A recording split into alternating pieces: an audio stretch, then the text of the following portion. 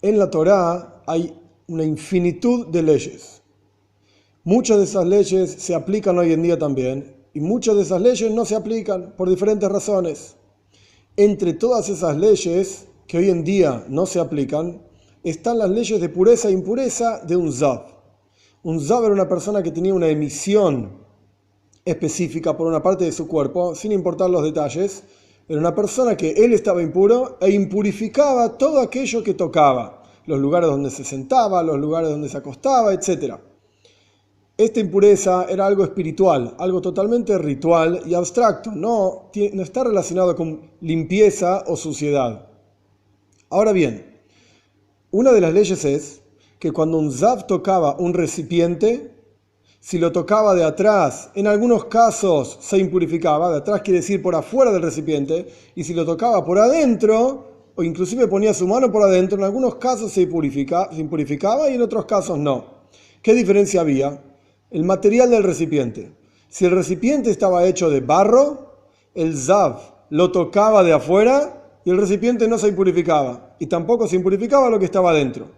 Pero si el Zav ponía su mano dentro del recipiente de barro, entonces sí se impurificaba el recipiente. Pero si el recipiente era de madera o de metal, inclusive si el Zav lo tocaba de afuera, también se impurificaba el recipiente y todo lo que estaba dentro también. Ahora bien, estas leyes hoy en día no se aplican porque la importancia mayor de estas leyes es que cuando una persona estaba impura no podía participar de ciertos rituales en el templo. Pero hoy en día no tenemos templo en Jerusalén que se reconstruya rápidamente, entonces igualmente estas leyes no tienen aplicación. Sin embargo, sí tienen una enseñanza en el servicio a Dios. Sí nos dejan algo que podemos aprender y que podemos utilizar espiritualmente hablando, inclusive hoy en día. ¿Qué nos enseña esta idea del Zav? De si el recipiente era de barro, no se impurifica de afuera, sí se impurifica adentro. Si el recipiente era de madera o metal, se impurifica inclusive afuera. ¿Qué significa afuera y adentro? En una persona hay dos partes. Está la parte interior de la persona, lo más importante, la esencia de la persona, la neshome, el alma de la persona. Y está la parte exterior de la persona, que es el cuerpo. Ahora bien, la naturaleza que Dios creó en el mundo y la instituyó en el mundo, y así funcionan todos, es que el cuerpo se necesita para comer, para beber, dormir, etc. Hay que utilizar el cuerpo. Uno podría pensar que a través de utilizar el cuerpo, comiendo, bebiendo, etc., como no está dedicándose activamente al servicio a Dios en ese momento que está comiendo, por ejemplo, entonces se está impurificando su alma.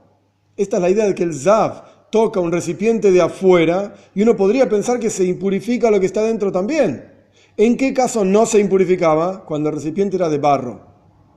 Cuando el sentimiento de la persona es como el barro, como la tierra, es decir, polvo, es decir, anulación y entrega a Dios. Cuando el sentimiento de la persona es reconocer que el que maneja el universo entero es Dios, entonces la impureza, digamos, del cuerpo y las actividades normales, que inclusive de vuelta es la naturaleza que Dios puso en el mundo, esas actividades normales que la persona hace con el cuerpo no impurifican el alma, el interior de la persona.